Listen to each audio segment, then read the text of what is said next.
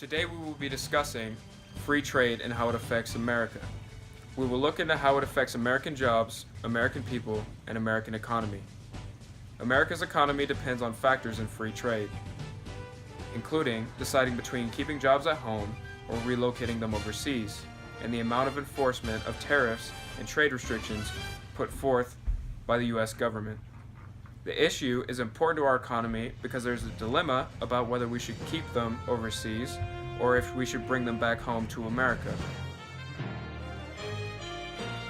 Jobs are going to China, but why? Companies are outsourcing jobs overseas to make a larger profit margin. For example, Apple has a sweatshop in China for which they can pay workers less in countries with less restrictive labor laws than the United States. This creates a massive gap in product pricing when comparing a product made by American workers earning at least $10 an hour and compared to the Chinese workers doing the same job for a fifth of the same wage. To wear them.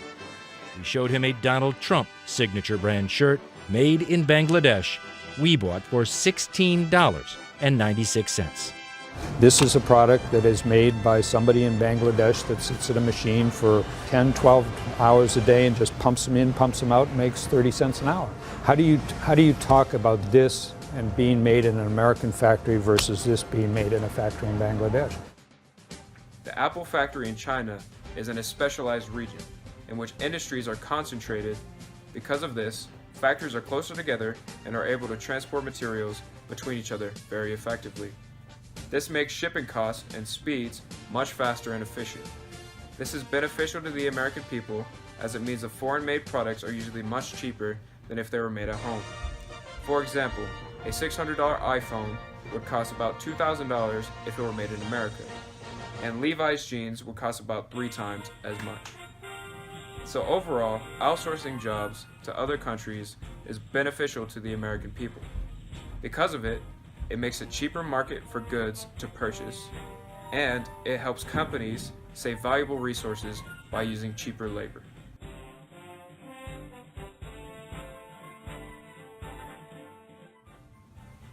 While exporting American jobs to foreign countries greatly reduces production and sale costs, it in fact negatively affects the American economy and the American people. The workers who lose their jobs to other countries suddenly are very limited in partaking in the American economy, with less money to spend to fuel our nation's businesses. It also creates a decline in the employment rate, which strengthens the poverty line and makes it more difficult for some Americans to reach success.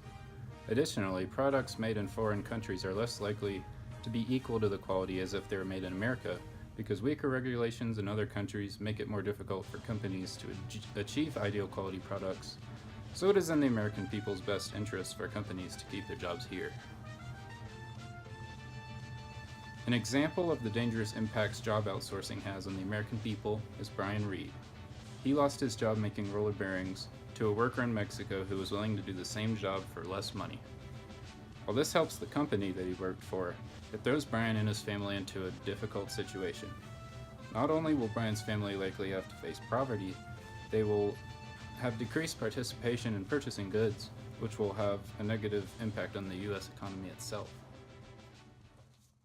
A worker from India told him he was making half D'Angelo's salary with no benefits.